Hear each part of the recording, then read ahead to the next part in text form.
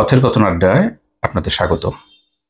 আজকে আমাদের এই পথের কথন আড্ডায় যিনি অতিথি হিসেবে উপস্থিত হয়েছেন তিনি ময়মনসিংহের বিশিষ্টজন। যদি আমরা বলি সুখী মানুষ সেটাও প্রযোজ্য, আবার যদি আমরা বলি সফল মানুষ সেটিও প্রযোজ্য। তো কেন সফল সেটিও বলে দিব। এই সফলতার অর্থ হচ্ছে যিনি মানবিক মানুষ, যিনি মানুষের পাশে এগিয়ে আসেন, সেই হিসেবে তিনি সফল মানুষ। আবার শিক্ষকতা করতে যেয়ে শেষ পর্যন্ত শিক্ষা যে কর্মজীবন, যিনি কিনা আত্মমর্যাদা সম্পন্ন মানুষ, এই আত্মমর্যাদা নিয়ে শিক্ষকতা মাত্র সদ্য সাবেক হয়েছেন, তিনি আমাদের তাপস মজুমদার দাদা। আমরা সকলেই তাকে তাপসদা বলে সম্বোধন করি। দাদা, আপনাকে স্বাগত। ধন্যবাদ। ভালো আছেন আপনি? নিঃসন্দেহে। আচ্ছা, দাদার হাসি শুধুমাত্র যারা দাদার শিক্ষার্থী রয়েছেন বা ছাত্রছাত্রী রয়েছেন তারাই শুধু দাদাকে মনে রাখছেন, বিষয়টি এরকম না। তো তিনি আরো মন জয় করেছেন যারা অভিভাবক তাদেরও, আর যারা শিক্ষক রয়েছেন তারা তার বন্ধু ভাবাপন্ন মানুষ, এটি স্বাভাবিক বিষয়। দাদা যেহেতু বিভিন্ন সামাজিক কাজে অংশগ্রহণ করেন, তাই আজকে কিছু সামাজিক সমস্যা নিয়ে দাদার কিছু মতামত জানতে চাইব। এই বিষয়টি আমরা কিছু প্রশ্নের দ্বারাই শুরু করব।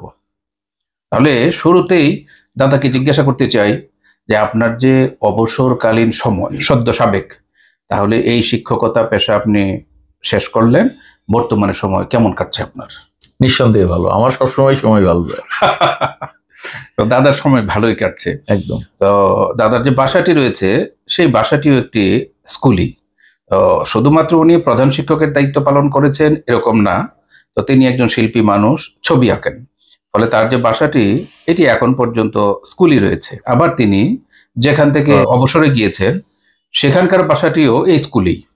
তিনি সেখানে মানুষদেরকে ড্রয়িং শেখান, আর্ট শেখান, ফলে তার শুভাকাঙ্ক্ষী শুভানুধ্যায়ী শিক্ষার্থী তাদের আসলে অভাব নেই। তো যখনই তারা সময় পায় তখন তাদের সাথে তারা দেখা সাক্ষাৎ করার চেষ্টা করে। তিনিও একান্তভাবেই তাদের সঙ্গে মেশেন। তো এই জন্যেই দাদা সকলের প্রিয় মানুষ। আমরা দাদা আরেকটা কথা আপনাকে একটু জিজ্ঞাসা করি। সেটা হচ্ছে কিছুদিন আগেই দেখা গেল গণতান্ত্রিক যে গণ অভ্যুত্থানটি হয়ে গেল, মানে আমরা যেটাকে বলছি জুলাই অভ্যুত্থান, তখন তো আপনি শিক্ষকতার দায়িত্ব পালন করছেন। তখন আপনি মাগুরাতে ছিলেন? মাগুরাতে ছিলাম। আচ্ছা, মাগুরা কোন স্কুলে ছিলেন? Magura government boys school. আচ্ছা, মাগুরা গভর্নমেন্ট বয়েজ স্কুল। আমরা দেখতে পেয়েছি যে বিভিন্ন জায়গায় কিছু মবের মতো, মানে মব জাস্টিসের মতো একটা কালচার চালু হয়েছিল। তো বিভিন্ন জায়গায় ছাত্র ছাত্রীরা বা শিক্ষার্থীরা বা অভিভাবকেরাও যুক্ত হয়েছেন তার সাথে, যে স্কুল কলেজ বিশ্ববিদ্যালয়ের যারা প্রধান ছিলেন তাদেরকে বাধ্যতামূলক তারা পদত্যাগ করাচ্ছিলেন বা অবসরে পাঠাচ্ছিলেন। এই জাতীয় ঘটনাগুলো আপনি দেখেছেন? আপনি নিজে কি আতঙ্কিত ছিলেন? একদম না। হ্যাঁ, আমরা সেটি জানি যে আপনি কোনোভাবেই আতঙ্কিত হওয়ার কোনো কারণ নেই। তো এটি দেখা যায় যারা সেই ছাত্রদের প্রাণপ্রিয় মানুষ তাদের আসলে এই বিষয়টি নিয়ে ভাববার কোনো কারণ একদম একদম। আচ্ছা, আরেকটা বিষয়, যেহেতু আমাদের কথোপকথনে একটি সামাজিক সমস্যা নিয়ে আমরা কথা বলি। আপনার যেহেতু শিক্ষার্থীদের মধ্যে ছাত্র এবং ছাত্রী উভয়ই রয়েছে, তাহলে আপনার ছাত্রছাত্রীরা আপনার শিক্ষা এই যে পেশা জীবন, এই পেশা জীবনের প্রায় 40 বছরে বহু ছাত্রছাত্রী বহু জায়গায় প্রতিষ্ঠিত। একদম। তো সেখানে যারা ছাত্র তারা যেরকম আপনাকে পছন্দ করে, তো ছাত্রীরাও পছন্দ করে। তাদেরকে আপনি শিক্ষার্থী পিতা তুল্য, আপনাকে যেরকম মনে করে আপনি সন্তান তুল্য দেখেন। এই আমরা দেখলাম ঢাকায় বাংলা একাডেমির একটি বই মেলা চলছে। সেই বই মেলার মধ্যে একটি ন্যাক্কারজনক ঘটনা ঘটলো। তাহলে সেখানে এই বইয়ের স্টলের পাশাপাশি এই দেখা যায় স্যানিটারি ন্যাপকিন। এই স্যানিটারি ন্যাপকিনের একটি স্টল ছিল, 2টি স্টল ছিল ওই প্রাণ আরএফএল গ্রুপের। তো একটা পর্যায়ে দেখা গেল যে কিছু মানুষ বলল যে না, এটা গোপনীয় বিষয়, এগুলাকে সেখানে প্রদর্শন করা যাবে না, এগুলো প্রকাশ্যে বিক্রি করা যাবে না। এই বিষয়টি আপনি কিভাবে দেখছেন? আমি একজন শিক্ষক হিসেবে বলবো যে এটা আমাদের আসলে শিক্ষাক্রমটাও যন্ত্রণাদায়ক। মানে আমরা মানুষকে মানুষ করার মতো যে শিক্ষা পদ্ধতি, সেই পদ্ধতিটি এখনো পর্যন্ত চালু হয়নি। আমরা কোনটা সঠিক কোনটা বেঠিক বাস্তবতার সাথে সম্পর্কযুক্ত যে বিষয়গুলো সেগুলো আমরা পড়াইতে পারি না। আমরা এখনো পর্যন্ত কুসংস্কারে আছি। এই কুসংস্কার থেকে যতদিন পর্যন্ত আমরা বেরোতে না পারবো, আমরা শিক্ষার্থীদেরকে যতদিন এই কুসংস্কার মুক্ত না করতে পারবো, এবং এটা শিক্ষার মাধ্যমেই সম্ভব, ততদিন এই ধরনের যন্ত্রণা চলতে থাকবে। তো এর বিরুদ্ধে যে একটা প্রতিবাদ হওয়া দরকার, তাহলে এখন দেখা যায় বিভিন্ন ডিপার্টমেন্টাল স্টোর বলেন বা ফার্মেসিগুলো বলেন, তাহলে সেগুলোর মধ্যে তো এই স্বাভাবিকভাবেই এই ন্যাপকিন এগুলো বিক্রি হবেই। তাহলে ওই তারা কি বিভিন্ন সময় ফার্মেসি বা এই ডিপার্টমেন্টাল স্টোর এগুলোর মধ্যেও কি বলবে যে এগুলোর উৎপাদন যাই হোক না কেন আপনারা ঢেকে রাখেন? তা হয়তো এতদিন বলে নেই, যেহেতু এটা বলবে না, কিন্তু নিশ্চয়তা দেওয়া যায় না। কারণ আমাদের দেশে কুসংস্কার যুক্ত লোকের অভাব নাই, যারা আবার উস্কে দেওয়ার মতো লোকের অভাব নাই। যারা পিছন থেকে এই ধরনের ইন্ধন দিচ্ছে, তাতে এরকম হতেই পারে। এবং এইটা আরেকটা ব্যাপার, যেমন যেটা বাংলা একাডেমিতে গেল, বিষয়টা হলো যদি বাংলা একাডেমির যিনি প্রধান তিনি সচেতন হতেন, তাহলে এটা হতো না। আমাদের দেশে কিন্তু আরেকটা ব্যাপার আপনি দেখবেন যে অধিকাংশ যোগ্য জায়গায় অযোগ্য লোক বসে আছে। আমি ওনাকে অযোগ্য বলছি না, কিন্তু অধিকাংশ জায়গায় এই বিষয়গুলো আছে। মানে এই যে দৃঢ়চেতার লোকের খুব অভাব আছে, যার জন্য এই প্রবলেমগুলো হচ্ছে। তাহলে এই মানে মানুষ চাইলেই একটা মব তৈরি করে দিতে পারে, আর এরকম মহাপরিচালক যিনি থাকবেন তিনিও সেই মবটাকে মেনে নিবেন। ওই যে যদি আপনার মেরুদণ্ড সোজা না থাকে, ওনার মধ্যেও যদি ওই ধরনের কুসংস্কার কিছু থেকে থাকে, তাহলে তো মুশকিল। এই প্রবলেমগুলো তো এই জন্যই হচ্ছে। আমরা বড়রা সবাই তো বড় না। তাহলে এই প্রজনন প্রক্রিয়া, এটাকে তো আসলে আজকের যুগে 2025 সালে এটাকে এই বিজ্ঞানের যুগে গোপনীয়তার জায়গায় রাখার মতো সুযোগ কি আছে? না, নেই। এইটার জন্যই তো শিক্ষা ব্যবস্থা পরিবর্তন দরকার, শিক্ষায় পরিবর্তন নিঃসন্দেহে। আচ্ছা, তাহলে আপনি তাদের আসলে সমালোচনাই করছেন।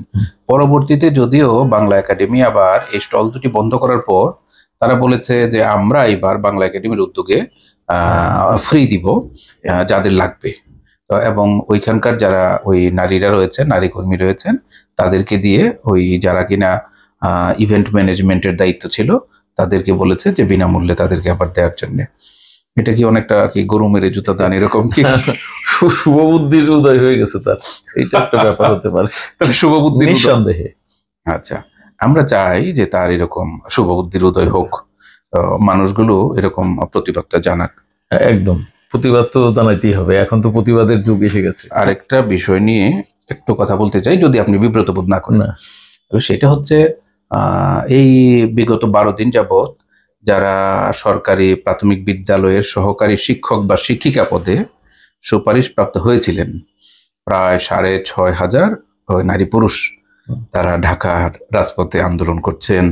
তো সেখানে তাদের উপর টিয়ার শেল নিক্ষেপ করা হচ্ছে, জলকামান ব্যবহার করা হচ্ছে, লাঠির আঘাত করা হচ্ছে।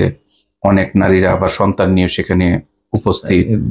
বিষয়টি আমরা মানবিকতার দিক থেকে বিবেচনা করি। আমি যেহেতু মানবাধিকার কর্মী, আপনি যেহেতু সামাজিক কাজকর্ম সেগুলোর মধ্যে থাকেন, ফলে ওই সেখান থেকে আপনি কি বলবেন এটার ব্যাপারে? আমি একটা জিনিস মানে দেখলাম, অনেকের কিন্তু বয়স শেষের দিকে, শেষ মুহূর্তে এসে তাদের চাকরিটা হয়ে গেছে। এই চাকরিটা চলে গেলে পরবর্তীতে তাদের চাকরি পাওয়া খুব কঠিন হয়ে যাবে, যার জন্য তারা মরণপণ চেষ্টা করছে যে এটাকে, যেহেতু একটা গেজেট হয়েছে বা এরকম, তাদেরকে নিয়োগ হয়েছে কিনা আমি জানি না। না, নিয়োগ হয়নি, সুপারিশপ্রাপ্ত হলে তো তারা একটা আশাবাদী ছিল যে তারা দীর্ঘদিন, যাদের বিশেষ করে বয়স শেষের দিকে, তারা তো পরবর্তীতে আর এই সুযোগটি পাবে না। এই সুযোগটি তারা চাইতেই পারে। এটা আসলে এইভাবে মানে তাদেরকে নিয়ে বসে আলাপ আলোচনার মাধ্যমেই একটা সমাধান করা যেত। আমরা তো সেই সংস্কৃতিতে আসছি বলে আমি মনে করি। কারণ এখন তরুণ প্রজন্ম যেভাবে আগাচ্ছে, তাতে আমি মনে করি যে যে কোনো বিষয়ে আমরা যদি আলোচনায় বসি, তাদেরকে নিয়ে বসে কথা বলে তাদের কথাগুলো শুনি সঠিকভাবে, তাহলে তো এই সমস্যাগুলো আর হয় না। আমাদের মাননীয় যে উপদেষ্টা, মানে প্রাথমিক ও গণশিক্ষা, তাহলে তিনি কিন্তু একটি কথা বলছেন যে আমরা চেষ্টা করছি এদের পক্ষে কাজ করার জন্য বা আইনি লড়াইটা করার জন্য। মূলত তাদের যে সুপারিশটা, নিয়োগটা, সেটা বাতিল হয়েছে কোর্টের মাধ্যমে। নিঃসন্দেহে। যারা সুপারিশপ্রাপ্ত ছিলেন না তারা একটা রিট পিটিশন দায়ের করেন, হুম। আর তাদের সেই রিট পিটিশনের কারণেই কিন্তু তাদের নিয়োগটা স্টপ হয়ে যায়, হ্যাঁ। স্থগিত হয়ে যায়। তাহলে উচ্চ আদালতের যে বিষয়টি, আমরা উচ্চ আদালতের প্রতি শ্রদ্ধাশীল এবং উচ্চ আদালতের একটা জাজমেন্ট বা অর্ডার এটা সকলকেই মানতে হবে, এটাকে না মানার কোনো উপায় নেই। তাহলে যদি আইনি প্রক্রিয়ার ভিতরে যেতে হয় তাহলে তাদেরকে আবার আরো উচ্চতর আদালতে যেতে হবে, তাদেরকে সুপ্রিম কোর্টে যেতে হবে, তাদেরকে এপিলেট ডিভিশনে যেতে হবে। তো এই আইনগত প্রক্রিয়ার বাহিরে আর তো কোনো বিকল্প নেই। বিকল্প নাই যেমন আছে, আসলে আমরা তো দেখছি কিছু কিছু ক্ষেত্রে দাবি করে দাবি আদায় করছে, এতে মানুষ উদ্বুদ্ধ হচ্ছে বিভিন্নভাবে, সেটা সঠিক হোক বেঠিক হোক। দাবি করে যখন মানে মানছে, সরকার মানছে অথবা যে কোনো পক্ষ মানছে, এটা তারা তো এই কারণেই উদ্বুদ্ধ হয়েছে যে আন্দোলন করবে। আমরা বিগত যে 17 বছর প্রায় কাটলো, আমরা যেটা বলছি যে ফেসিস্ট সরকার বা মাফিয়া সরকারের যে আমলটি ছিল শেখ হাসিনার আমল, তখন কিন্তু মানুষ অধিকার আদায়ের জন্য এত রাজপথে আন্দোলন করতে পারেনি। না করতে পারেনি মানে আন্দোলন করে কোনো লাভ হয়নি দেখেই হয়তো করতে যাচ্ছে, এখন তো উৎসাহিত হচ্ছে। আর বর্তমান যে সরকার, ডক্টর ইউনূস সাহেবের সরকার, আপনি লক্ষ্য করবেন যে আমরা অবচেতন মনে তো ডক্টর ইউনূস সাহেবকে আমরা মাননীয় বলবো, এই চর্চাটি এখন পর্যন্ত আমাদের ভিতরে হয় নাই। আবার আগে যখন আমাদেরকে কথা বলতে হইতো মাননীয় প্রধানমন্ত্রী তারপরে নাম বলতে হইতো। তো এই যে একটা কার্টিসি, এই কার্টিসি কিন্তু এখন নাই। আচ্ছা, বিভিন্ন সময় বিভিন্ন উপদেষ্টারা বা এই যে আসিফ নজরুল সাহেবরা, তারা কিন্তু বিভিন্ন জায়গায় বলেছেন যে অত ডেকোরামের দরকার নাই। আচ্ছা, তো ওনারা যদি সেরকম মানবিক আচরণ করেন এবং মানুষকে তাদের অধিকার আদায়ের জন্য স্পেস দেন, লড়াই সংগ্রাম করার জন্য, অধিকার আদায়ের জন্য, এটা তো খারাপ কিছু না। না, কিন্তু স্পেস দেওয়ার পরে আবার তাদেরকে প্রতিহত না করে তাদেরকে নিয়ে বসতেই পারতো। হ্যাঁ, তাদেরকে নিয়ে বসতে পারতো, কিন্তু তারা তো কোর্ট না। না, তারা কোর্ট না, কিন্তু তারা তো তাদেরকে কোর্টের বিষয়টাই তো তাদেরকে, সবাই যে সবকিছু বুঝবে তা তো না। আমার যখন ধরেন চাকরি আর বয়স শেষ, আমার দেওয়ালে পিঠ থেকে যায়, তখন স্বাভাবিকভাবে আমি চাবো যে আচ্ছা আর একটা দল আন্দোলন করে দাবি আদায় করতে পারছে। তারা কোর্টের বিষয়গুলো সবাই যে সবকিছু বোঝে তাও কিন্তু না। ঠিক আছে। আবার অনেকে মনে করতেছে যে আন্দোলন করলেই হয়তো দাবি মেনে যাবে, সরকার হয়তো এটা করতে পারবে, এই সব চিন্তা থেকেই কিন্তু মানুষ আন্দোলনে যায়। বেশ, কিন্তু যারা এই সহকারী শিক্ষক পদে নিয়োগপ্রাপ্ত হবেন বা সুপারিশপ্রাপ্ত হয়েছেন, তারা তো প্রত্যেকেই মিনিমাম গ্রাজুয়েট। তাহলে দেশের আইন কানুন জানা তো তাদের জন্য বাধ্যতামূলক না। এরকম না, আমাদের দেশে এরকম অবস্থা এখনো তৈরি হয়। অনেক গ্রাজুয়েট আমরা দেখছি যে ওইগুলো কোনো আসলে ওই, আমরা তো বলি যে আমরা A+ বানাইতে পারি, ফার্স্ট ক্লাস দিতে পারি, কিন্তু মানুষ বানাইতে পারি না।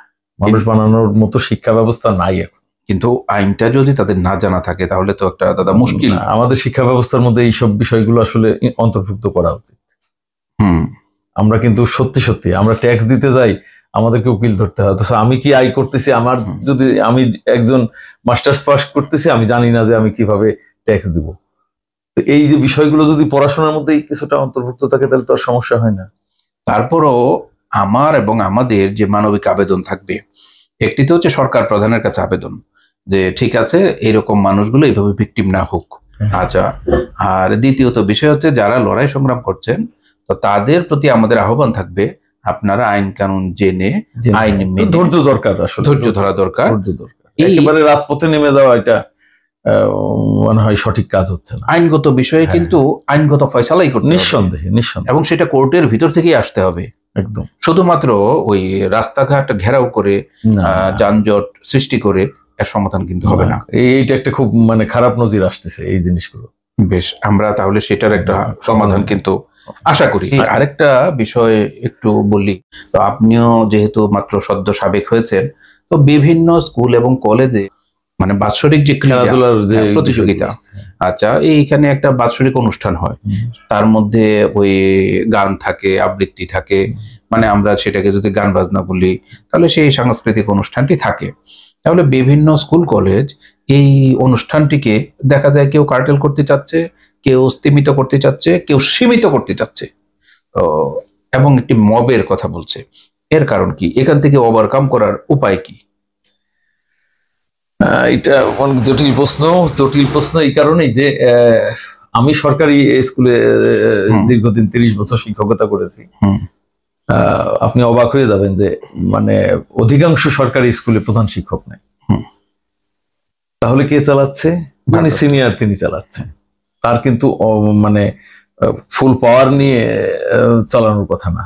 সে স্বাভাবিকভাবেই একটু ভীতু থাকে, তাকে সরাই দিলে আরেকজন এসে বসবে। মানে একজন যদি সঠিক আমাদের প্রমোশন গুলো হতো, সঠিক নিয়মে যদি আমাদের এই এতগুলো স্কুল, আমি সরকারি স্কুলের কথাই বলি, সরকারি স্কুল এতগুলো স্কুলে প্রায় 90% স্কুলেই প্রধান শিক্ষক নাই। আপনি অবাক হয়ে যাবেন।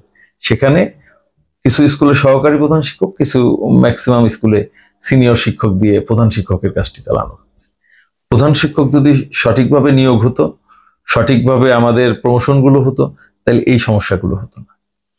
আপনার ওই যে বললাম যে মানে ওই যোগ্য জায়গায় যোগ্য লোক মানুষ দরকার, তারা ভীত থাকবে স্বাভাবিকভাবে। কেউ একটু হুমকি দিল, সে নিজেকে প্রোটেক্ট করতে পারে না, নিজে সেফ থাকার জন্য এই প্রবলেম গুলো। তাহলে যারা সিনিয়র শিক্ষক, এই সিনিয়র শিক্ষক যারা, তাদের মেরুদণ্ড নিঃসন্দেহে একজন প্রধান শিক্ষক ক্ষমতায় থাকা একটা বিষয় আর ভারপ্রাপ্ত একটা বিষয়, দুইটা কখনোই সমান হয় না। আচ্ছা, আমরা বেসরকারি স্কুলগুলোর ক্ষেত্রেও দেখছি, কিন্তু সেখান থেকে তো কোনো প্রতিবাদও আসছে না, যে জোরালো প্রতিবাদ, পেপার স্টেটমেন্ট, সেগুলো তো আসছে না। আর বেসরকারি স্কুলগুলোতে হয়ে গেছে কি, এই যে ওই মব যে সমস্যাটা আপনি প্রথম দিকে বলেছিলেন, এদেরকে হুমকি ধামকি বিভিন্ন স্কুলে, কিন্তু বেসরকারি স্কুলগুলোই বেশি হয়ে গেছে, যার জন্যে তারা ভীত সন্ত্রস্ত অবস্থায় আছে। অধিকাংশ প্রধান, আমি যতগুলো দেখেছি আর কি, দেখেছি যে অধিকাংশ জায়গায় কিন্তু ওই তারা একটু ভীত সন্ত্রস্ত আছে, যে আবার কিছু বলবো, কোন ছাত্র এসে কিছু বলে, এগুলো নিয়ে একটা ইয়েতে আছে, যেটা সরকারি স্কুলে আনুপাতিক হারে কম। কিন্তু যে সকল জায়গায় বা যে সকল প্রতিষ্ঠানে ফুল ফ্লেজেড প্রধান শিক্ষক আছেন, সেখানে কি এরকম ঘটনা ঘটছে না? আনুপাতিক হারে কম ঘটছে, কিছু তো ঘটবে। এটা পারিপার্শ্বিকতা একটা ফ্যাক্টর। পারিপার্শ্বিকতা, আপনি এখন যে সময়টা যাচ্ছে, এই সময়টাতে হয়ে গেছে কি, অনেক মানুষ, অনেক ছাত্র না বুঝেই ফোর্স অ্যাপ্লাই করার একটা সংস্কৃতির মধ্যে যাওয়ার চেষ্টা করছে, যার জন্য এই সমস্যাগুলো হচ্ছে। তাহলে আমরা সমাধানটি কিভাবে পাবো? প্রথম সমাধান আমি সবসময় বলবো যে প্রমোশন যেটা নিয়ম মতো হওয়ার, সেটা হওয়া উচিত। প্রধান শিক্ষক প্রধান শিক্ষকই থাকবে, তার একটা জবাবদিহিতা থাকবে।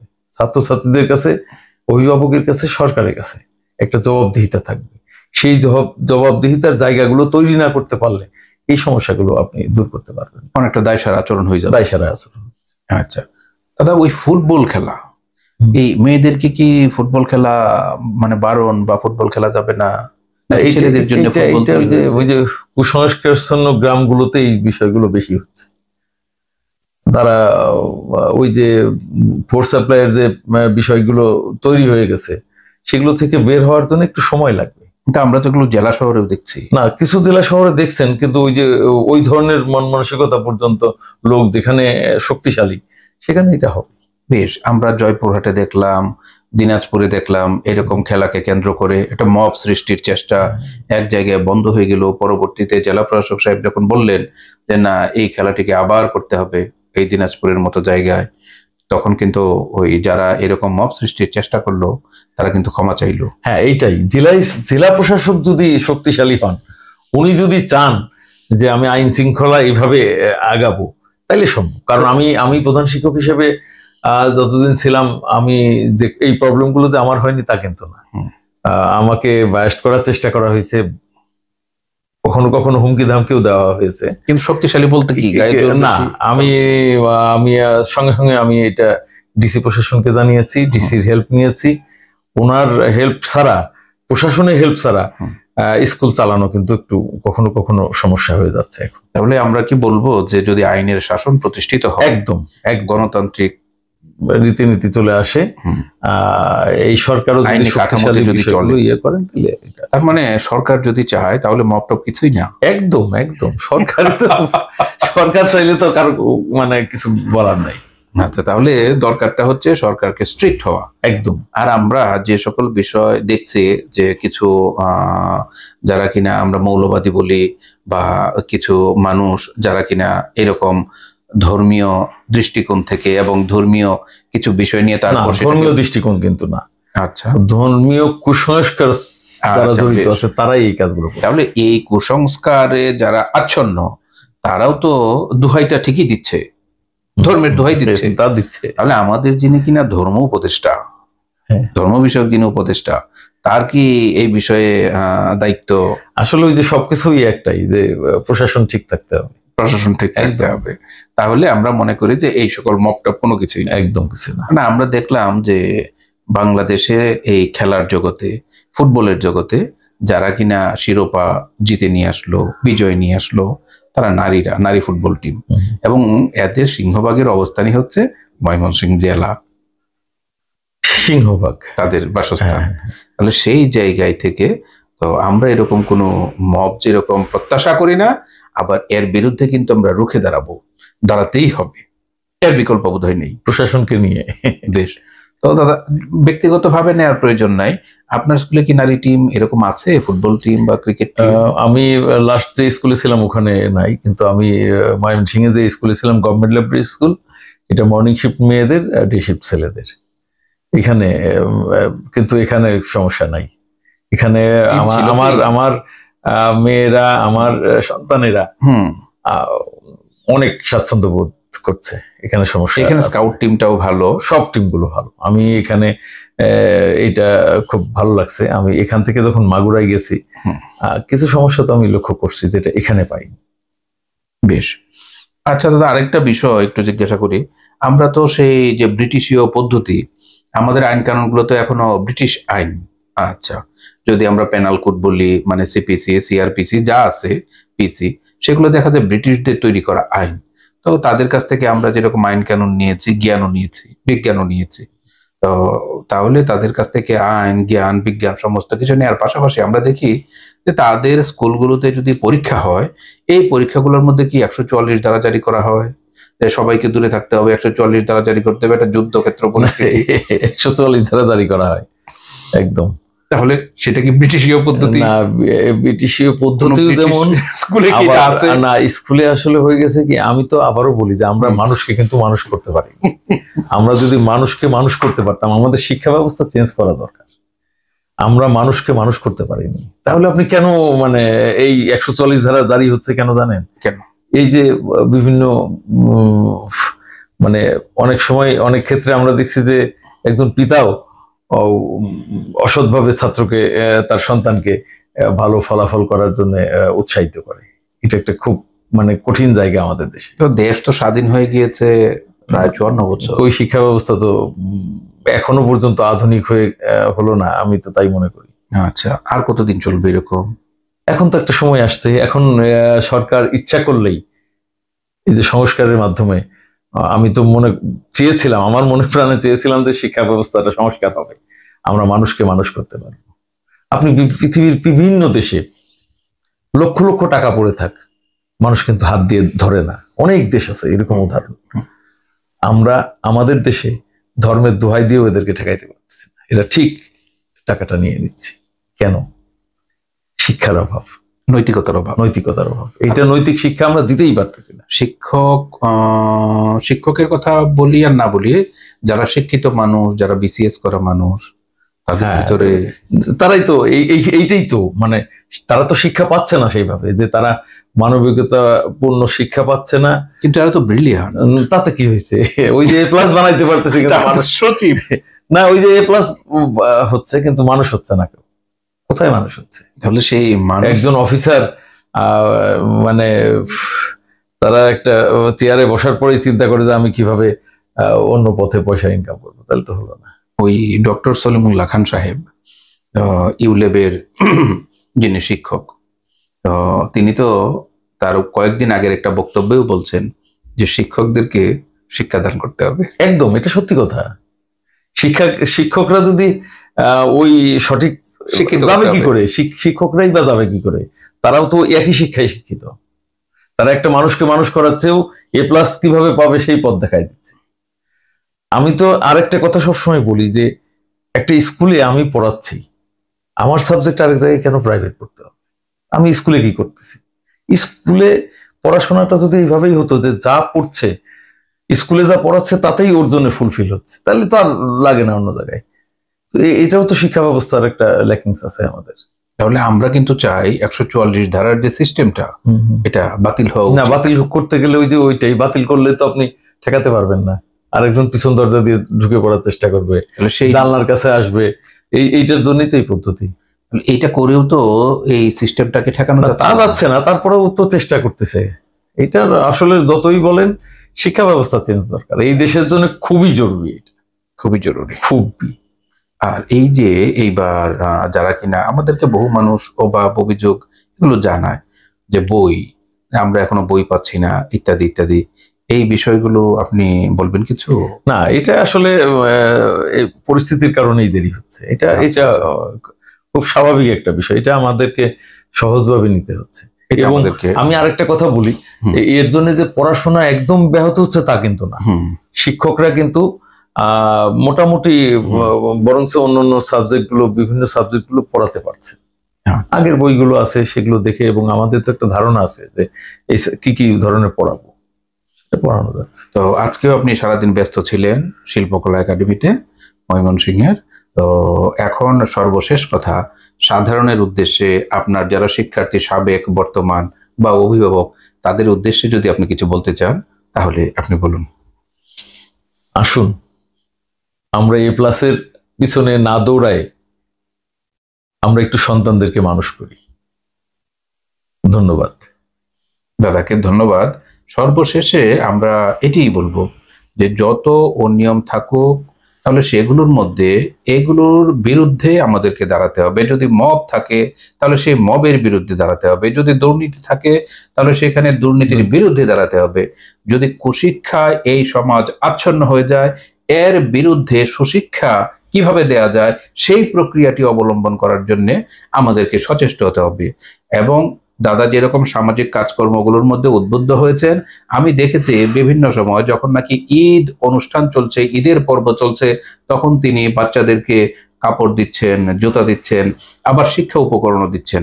আমরা চাই অন্যান্য যারা শিক্ষক রয়েছেন তারাও এগিয়ে আসুন, এগুলোকে অনুসরণ করুন, তাহলেই সমাজ এগিয়ে যাবে এবং আমরা একটা সমাজ, সুন্দর সমাজ আমরা পাবো। সকলকে ধন্যবাদ জানিয়ে আমরা এখানেই শেষ করছি। ধন্যবাদ।